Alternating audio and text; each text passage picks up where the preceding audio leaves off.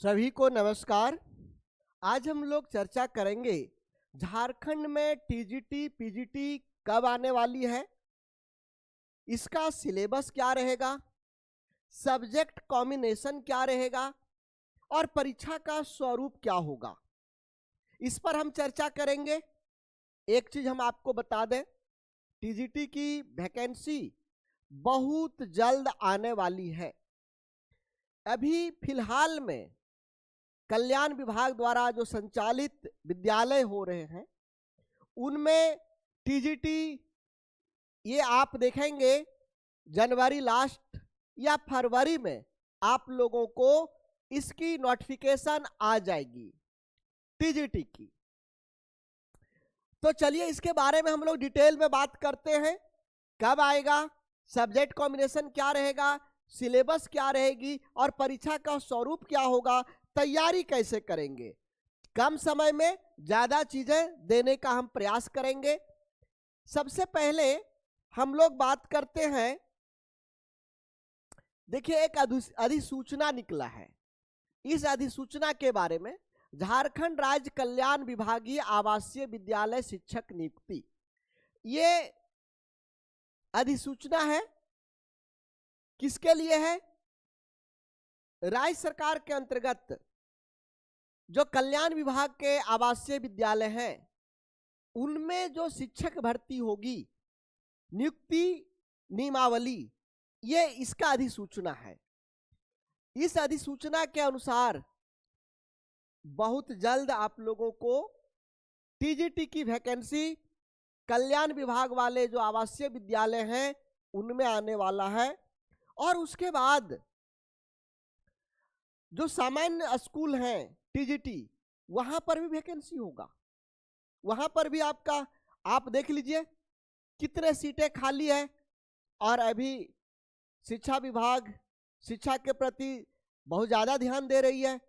बार बार जहां पर भी शिक्षा मंत्री जाते हैं हर जगह बोल रहे हैं दिल्ली के तर्ज पर हमको यहाँ के विद्यालयों को बनाना है। जब दिल्ली के विद्यालय के तर्ज पर यहाँ के विद्यालय को डेवलप करेंगे तो निश्चित रूप से उनको शिक्षक चाहिए। तो बहुत जल्द टीजीटी और जो 24,000 वैकेंसी, 26,000 के अलावे जो 24,000 है वो आने वाली है। तो इसमें सबसे पहले सब्जेक्ट कॉम्बिनेशन देख लेते हैं। कौन कौन सब्जेक्ट में कॉम्बिनेशन लगता है और कौन कौन सब्जेक्ट में कॉम्बिनेशन की जरूरत नहीं है। देखिए, यदि आप हिंदी की बात करें, किसकी बात करेंगे? हिंदी की। हिंदी में सब्जेक्ट कॉम्बिनेशन नहीं लगता है। इसी तरह से भूगोल में सब्जेक्ट कॉम्बिनेशन नहीं लगता है। इसी तरह से आपका अंग्रेजी जो होगा इसमें सब्जेक्ट कॉम्बिनेशन नहीं होगा। इकोनॉमिक्स में सब्जेक्ट कॉम्बिनेशन होगा नहीं होगा। इन सभी में सब्जेक्ट कॉम्बिनेशन नहीं होता। किस में होता है? जीव विज्ञान में। टीजीटी बायोलॉजी में, टीजीटी बायोलॉजी में सब्जेक्ट कॉम्बिनेशन होता है। इसमें जो फॉर्म अप्लाई करेंगे उनको प्राणी विज्ञान अथवा वनस्पति विज्ञान अथवा रसायन विज्ञान, ये तीनों में से किसी एक विषय में 3 वर्षीय स्नातक या ऑनर्स होना चाहिए। प्राणी विज्ञान, वनस्पति विज्ञान या रसायन विज्ञान यानी केमिस्ट्री, जूलॉजी, बॉटनी और केमिस्ट्री, तीनों में से किसी एक में 3 वर्षीय स्नातक यानी उसको तीनों साल वो पढ़ना पड़ेगा। जो सब्सिडरी सब्जेक्ट्स होते हैं वो 2 साल तक ही रहते हैं, तीसरा में नहीं रहता है, तीसरा साल में वो हट जाता है। तो यहां पर ध्यान देना है, आपको तीनों साल में ये रहना चाहिए। तीनों साल में ये रहना चाहिए, तब आप इसको कर सकते, मतलब जीव विज्ञान में वो भर सकते। तीनों में से कोई एक, चाहे प्राणी विज्ञान हो, चाहे वनस्पति विज्ञान हो, चाहे रसायन विज्ञान हो, तीनों में से कोई एक, कोई एक। इसी तरह से यदि हम इतिहास की बात करें, हिस्ट्री की बात करें, हिस्ट्री की बात करें तो हिस्ट्री में हिस्ट्री अथवा सिविक्स, इतिहास और नागरिक शास्त्र, दोनों में से किसी एक में बीए होना चाहिए, 3 वर्षीय, सब्सिडरी के रूप में नहीं, 3 वर्षीय, 3 साल, तीनों साल उसका ये सब्जेक्ट होना चाहिए। जो जनरल बीए करते हैं वो भी भर सकेंगे और स्नातक प्रतिष्ठा ऑनर्स वाले भी भरेंगे, लेकिन उनका तीनों साल में जिस सब्जेक्ट से भरना चाहते हैं वो सब्जेक्ट होना चाहिए। उसी तरह से मैथ्स और फिजिक्स वाला, इसमें गणित में या फिजिक्स में बीएससी होना चाहिए, 3 साल वाला या प्रतिष्ठा वाला। उसके बाद जो अन्य सब्जेक्ट बच गए उन सभी के लिए उसी सब्जेक्ट में बीए या बीए ऑनर्स होना चाहिए, बीए या बीए ऑनर्स होना चाहिए। ठीक है, अब इसी में थोड़ा सा और हम आगे बात करें परीक्षा का स्वरूप के मामले में। तो परीक्षा का स्वरूप केवल एक मुख्य परीक्षा होगा, एक ही परीक्षा होगा जिसमें 3 पेपर होगा। एक ही परीक्षा का 3 पेपर, पेपर 1, पेपर 2 और पेपर 3। पेपर 1 सभी का कॉमन होगा, सभी का कॉमन एक जैसा, ये कॉमन होगा, सभी का एक जैसा होगा। इसमें 150 प्रश्न रहेंगे, 150 प्रश्न यहां पर रहेंगे।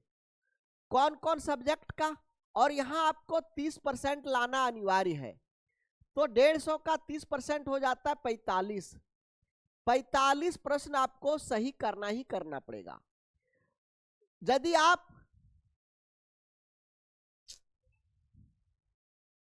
150 प्रश्न में 45 सही नहीं कर पाते हैं तो आपका पेपर 2, पेपर 3 जांच नहीं होगा। आप इधर कितना भी ले आए हैं लेकिन पेपर 1 में यदि आप फेल हो गए तो वो आपका कोई काम नहीं देगा। जो 150 प्रश्न होगा वो कौन कौन सा प्रश्न रहेगा? हिंदी अनुच्छेद 13 प्रश्न, अंग्रेजी अनुच्छेद 12 प्रश्न, हिंदी व्याकरण 13 प्रश्न, अंग्रेजी व्याकरण 12 प्रश्न, सामान्य अध्ययन जीके जीएस 20 प्रश्न, सामान्य विज्ञान 20 प्रश्न, मानसिक क्षमता जांच 15 प्रश्न, कंप्यूटर ज्ञान 10 प्रश्न और झारखंड जीके जीएस 35 प्रश्न। कुल टोटल 150 प्रश्न आपका हुआ। इसमें आपको 45 सही करना होगा, किसी भी हाल में 45 आपको सही करना होगा। यह पेपर 1 हुआ। पेपर 2 हुआ क्षेत्रीय भाषा जनजातीय भाषा, क्षेत्रीय भाषा अथवा जनजातीय भाषा। यहां भी आपको 30% लाना अनिवार्य है, कम से कम 30%। इसका सिलेबस स्नातक स्तर का रहेगा, स्नातक स्तर का सिलेबस इसमें रहेगा। उसके बाद आ जाइए पेपर 3। पेपर 3 आपका जो विषय है विषय से रहेगा। 120 प्रश्न, 120 प्रश्न यहां पर रहेगा। 120 प्रश्न यहां पर आपको paper 3, paper 1, paper 2, paper 3, 3 paper आपको देना है। पेपर 1 सबका कॉमन होगा, पेपर 2 क्षेत्रीय भाषा जो जो चुनेंगे, और पेपर 3 आपका जो ऑनर्स है जिससे आप फॉर्म अप्लाई किए हैं उससे 120 प्रश्न रहेगा। इसमें नेगेटिव मार्किंग भी है, नेगेटिव मार्किंग भी है। नेगेटिव मार्किंग सही का, कोई यदि सही करते हैं तो सही प्रश्न में 3 अंक आपको मिलेंगे, लेकिन आप गलत करते हैं तो आपका 1 अंक काट लिया जाएगा, 1 अंक काट लिया जाएगा। आयु के बारे में यदि आप देखें तो अनारक्षित का 40 वर्ष है, दिव्यांगजन के लिए 50 वर्ष है, पिछड़ा वर्ग और अन्य पिछड़ा वर्ग के लिए 42 वर्ष है, महिला जो अनारक्षित है, पिछड़ा वर्ग, अत्यंत पिछड़ा वर्ग के लिए 43 साल है, अनुसूचित जाति 45 साल है और अनुसूचित जनजाति के लिए भी 45 साल है। तो ये कुछ चीजें था। अब देखिए एक चीज हम आपको कहेंगे, सिलेबस है राज्य स्तरीय, ये ग्रेजुएशन स्तर का। जो लोग इसमें लगे रहेंगे निश्चित रूप से पास करेंगे, क्योंकि यहां पर अपना विषय में आपको अपनी ताकत को दिखाना है, अपने विषय में कमांड आपको करना है। ये कल्याण विभाग का टीजीटी का फॉर्म बहुत जल्द आ रहा है। इस फॉर्म को सभी लोग भरेंगे। क्यों सभी लोग भरेंगे? क्योंकि ये टीजीटी और जो सामान्य टीजीटी आने वाला है, सामान्य विद्यालयों का जो टीजीटी आने वाला है, दोनों का सिलेबस एक है। आप इसकी तैयारी कर रहे हैं, कल्याण विभाग वाला जो आवासीय विद्यालय उसकी तैयारी कर रहे हैं, तो आपका उसी के साथ साथ इसकी भी तैयारी आपकी पूरी होते जा रही है। एक तीर में दो निशाना, यदि यहां निकल गए तो ठीक है, नहीं निकले तो ये तो आपका है ही नहीं, है ही। तो जब भी टीजीटी का फॉर्म निकले आप लोग दोनों भरिएगा। हमारे यहां 25 दिसंबर से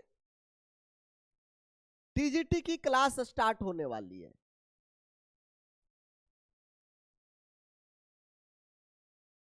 पच्चीस दिसंबर से टीजीटी की क्लास स्टार्ट होगी। 25 दिसंबर से इंक्वायरी करने के लिए 9142463354 पर आप कॉल कर सकते हैं।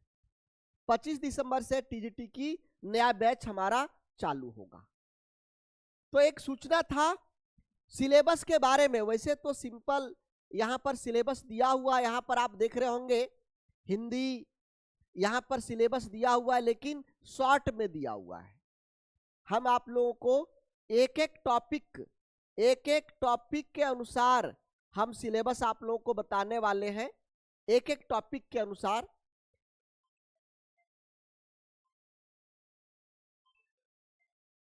तो ये इसी तरह से हिंदी देख लीजिए, इंग्लिश यहां पर है, लेकिन हम आपको क्या कह रहे हैं कि एक एक टॉपिक में, जैसे यहां पर गोल मटोल दिया हुआ है, ईमेल राइटिंग कैसे लिखेंगे, यहां पर किस तरह का प्रश्न बनेगा, यह सारा चीज हम आपको बताने वाले हैं। इसी तरह से आप यहां पर देख लीजिए, संस्कृत का है, मैथ का है, बायोलॉजी का है, जूलॉजी का है, केमिस्ट्री का है,